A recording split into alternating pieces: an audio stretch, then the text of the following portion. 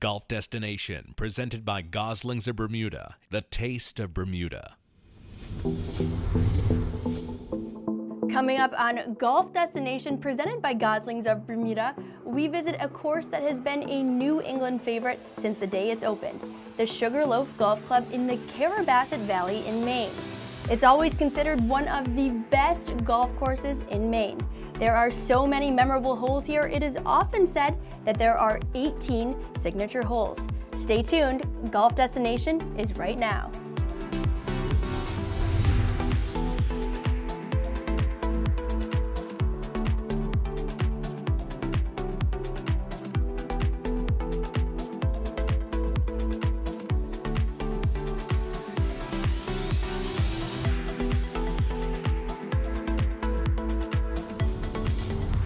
Welcome to Golf Destination, I'm Meredith Gorman. The Sugarloaf Golf Club is a must on your golfing list. Designer Robert Trent Jones Jr. called it one of the most spectacular courses he's ever been associated with. In 2010, we interviewed Peter Weber, a person who has been associated with Sugarloaf for decades, and Peter detailed his work with Jones in developing this one-of-a-kind course.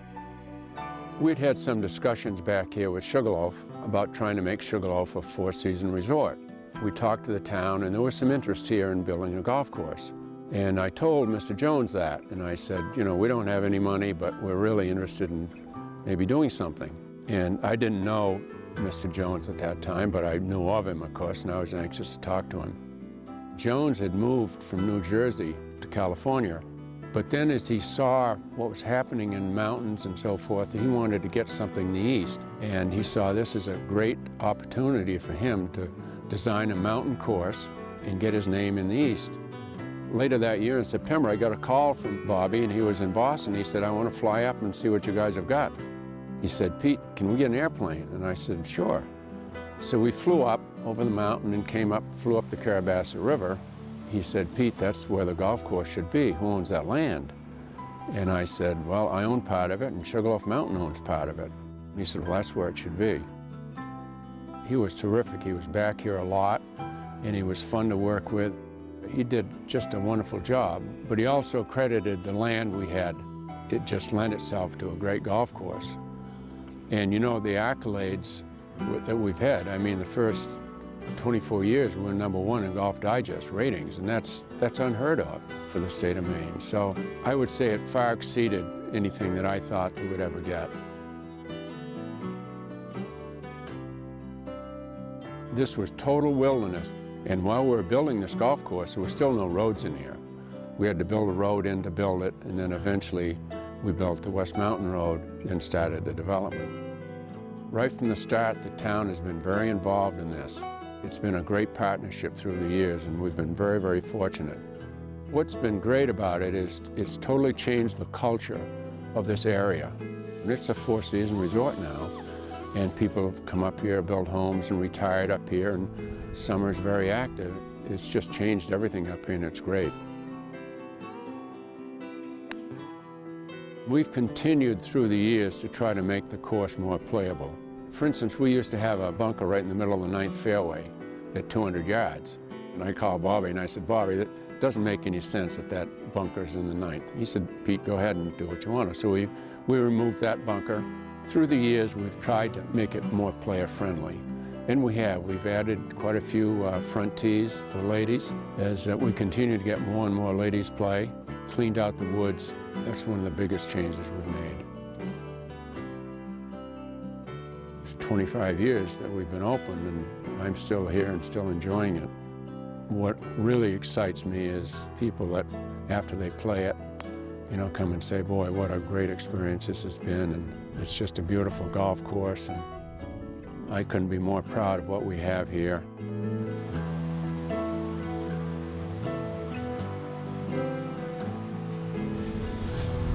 Sugarloaf may be known for great skiing and golf, but to visit Sugarloaf is much more than that. Ethan Austin from Sugarloaf explains. Our mission at Sugarloaf is to promote outdoor recreation, whether that's skiing, golf, mountain biking, or otherwise, and really support community. We're all about community up here, being neighborly, supporting one another, being accepting of all different types of people, And that really gets to the core of who we are. Probably the best way to describe people who visit us at Sugarloaf, whether it's for skiing or for golf, is authentic. They're real people after real experiences, looking for a real community, and they find that here. Aside from skiing and golf, during the summer, Sugarloaf features Maine's top-rated mountain bike trail system. We've seen a lot of growth in mountain biking in recent years. We also offer a lot of sort of more typical resort experiences, things like zip lining, scenic chairlift rides. We have a sports and fitness center that features a pool and a hot tub. So no matter who it is you're bringing up with you to vacation, they have something that will interest them up here. When you call yourself a Sugarloafer, you're really saying a lot more than just where you ski on the weekends or where you play golf. You're saying something about your core beliefs. You're talking about a connection to a place that a lot of people have also felt. Your connection to a community up here, to other people, and it's really saying something about who you are, not just what you do.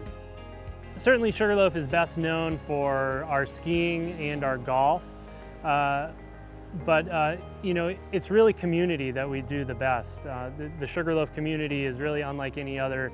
It's a passionate group of people that have this devoted attachment to Sugarloaf and our mountain, the area, and everything that there is to offer up here. Coming up, we speak with the head professional and we take a look at the first 9 signature holes at the Sugarloaf Golf Club. Welcome back to Golf Destination. I'm Meredith Gorman. Now let's meet a man who calls Sugarloaf Golf Club his office, head professional Zach Zondlow. My description of the golf course, I think it's very challenging, but at the same time playable.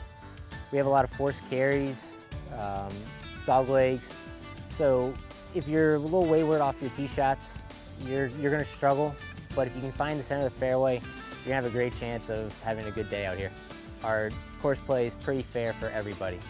The bunkers are positioned in good spots for both from the black tees and from the green tees. So regardless of skill level, you can come out, play this golf course, and have a great time. My best description of the greens are they are very undulating, but at the same time, you can make a lot of putts. One of the biggest challenges playing this golf course is keeping your ball in play. With as many doglegs as we have, you really have to position yourself well and know how far each dogleg is. Every hole out here is unbelievable, but if I had to pick my favorite holes, my front 9, it would have to be number 2. It is a great risk-reward par 5, and your approach shot in to the green is unbelievable. You have a great view of the Bigelow Mountains, and it's a very playable golf shot. As for my back 9, for me, 13th hole is one of my favorites. It's very underrated. It's a straightforward tee shot with a very receptive green, probably one of the more receptive greens on this course, so it gives you a good chance for birdie on the back 9. Our practice facilities have a putting green, a chipping green, and a driving range. This year we've actually been improving our driving range. We have new drainage, irrigation, and we've added 6 new targets to the range. Every hole out here has a view of the Bigelows, the Crockers. You go through the Carrabassett River on the back 9, and they really enjoy not only playing golf out here, but seeing what we have to offer in the surrounding area. You can book your tee times online at sugarloaf.com.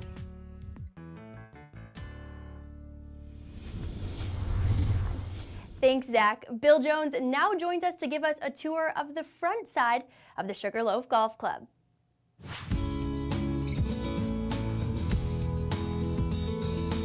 Proper tee selection is a must, so before you tee it up, you may want to play one tee marker group up if it's your first time playing at Sugarloaf. The opening hole is a precursor of things to come. Place the ball in the fairway with a 3-wood. Don't try and gamble on this par 4 that can be stretched to 421 yards. The second hole is a 3-shot par 5. A brook protects the right side of the fairway. You'll hit over that brook for your second shot. The green has 4 bunkers protecting it. The third is a nice par 3 that you should play between 170 and 190 yards. The green is very contoured with a bunker awaiting shots hit to the left. Hit the ball down the right side of the fairway on the par 5 fourth. It's possible to reach it in 2, but the green is more receptive to lofted clubs when you hit your approach. The par 4 fifth is a challenging hole. A dogleg right straight up the hill. It is at least a 1 club difference for your approach to the green. The 6th is a demanding dogleg right par 4 that requires length and accuracy off the tee. Your approach is to an elevated green. This hole gives you your first glimpse at Sugarloaf Mountain. The 7th is a par 4 that looks tame, but it can turn on you in an instant. The green is probably the most challenging on the course. On the 8th hole, choose enough club to get over the water fronting the green. You finish the front side with a solid par 4.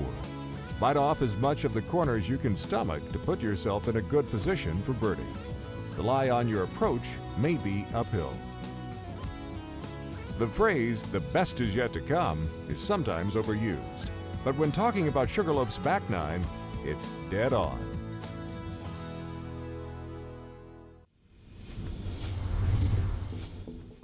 When we come back, we visit the spectacular back nine of Sugarloaf when Golf Destination presented by Goslings of Bermuda continues. Welcome back to Golf Destination presented by Goslings of Bermuda. I'm Meredith Gorman. Bill Jones returns to take a look at the back nine at Sugarloaf Golf Club, one of the most spectacular 9 holes you'll ever play.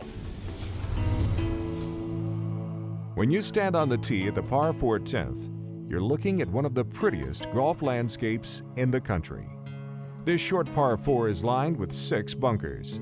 Avoid those and you will then need an accurate wedge to the green.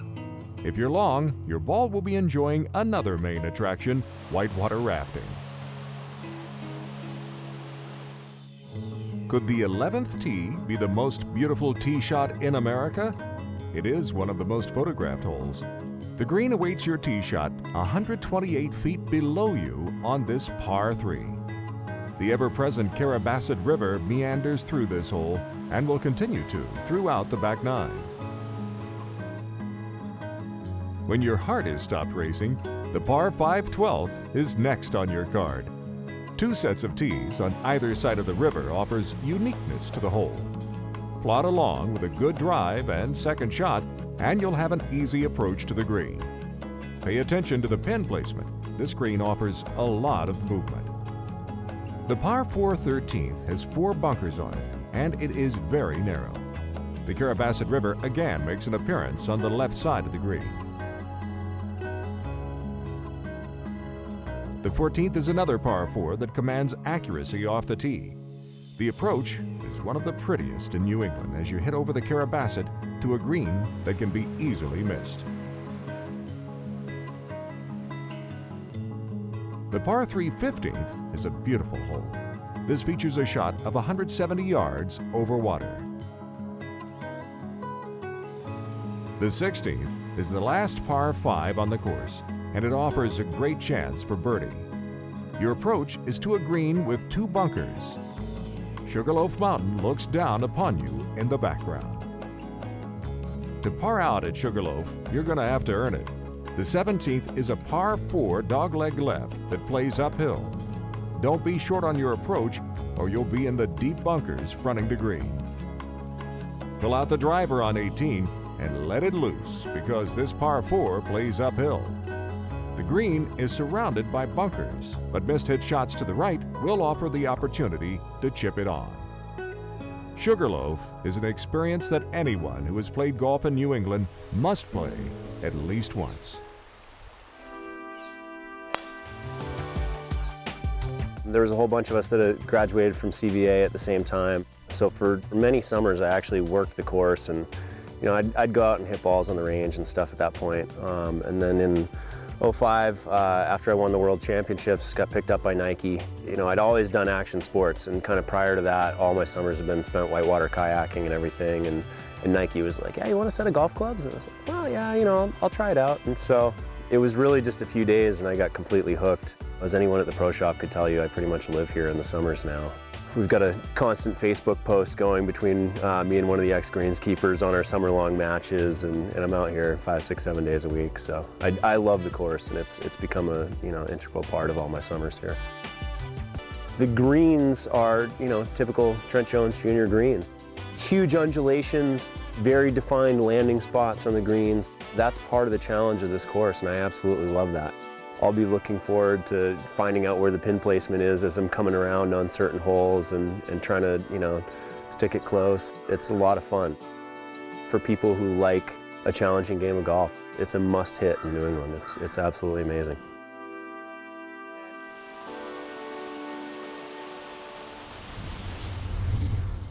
Coming up, the Sugarloafers have their say on why they think Sugarloaf Golf Club is the best there is. Welcome back to Golf Destination presented by Goslings of Bermuda. Let's hear from some veteran Sugarloafers on why they love to tee it up at Sugarloaf. I've been a member here for 35 years and probably played more rounds on this course than any other human being. And since our new greenskeeper, Sean, arrived a few years ago, the course is in the very best condition it has ever been in. We've been playing here for almost 35, 37 years, and particularly since Sean Gorman came, the quality is just, it's the best it's been in 37 years. To play this golf course, for most good golfers, you have to be very, very conservative with your game, because once you hit the ball in the woods, it's gone. So if you keep the ball in play, it makes for a lot easier scoring. The whole trick to this course is placement and to keep it in the short grass. The woods are filled with long hitters from Harvey Peanut, and you'll find an awful lot of balls in the woods around here. The setting at Sugarloaf is pristine. It's just gorgeous. It's God's country. The setting is a unique alpine setting because you're at pretty high elevation. We started around 1400, 1450 elevation, and so the course meanders down through the river, and the elevation changes are pretty significant on a number of holes. But I think number 10 is probably my favorite. It's a short par 4 that requires a precise second shot. It's just one of those classic short par 4s that if you're a little long, you're wet. And it's quite demanding. The green has enough challenge to it so that you've got to pick your pin position, and it's well bunkered. I'm pleased as punch and tickled pink to be here. Now let's take a look at the vital statistics at Sugarloaf Golf Club. The back tees, which if you were crazy enough to play, tips out at 6,910 yards, has a course rating of 74.8 with a slope of 146. The blues come in at a 72.4 rating with a slope of 143. The whites are a little tamer with a 71 rating with a 138 slope. Even the front red tees have bite with a 72.2 rating with a 131 slope. For more information, visit sugarloaf.com or call them at 800-843-5623. We hope you enjoyed your visit to Sugarloaf Golf Club. And to see what we're up to all the time, visit us on our social media channels at Golf Destination. We also post all past episodes on our YouTube channel. For Golf Destination, I'm Meredith Gorman. Thanks for watching.